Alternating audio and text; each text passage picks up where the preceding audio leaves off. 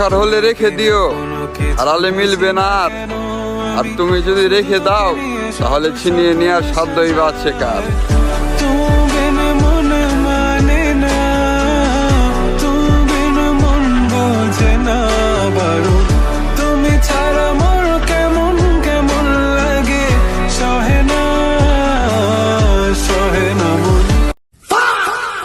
রাখার হলে রেখে দিও, হারালে মিলবে না আর।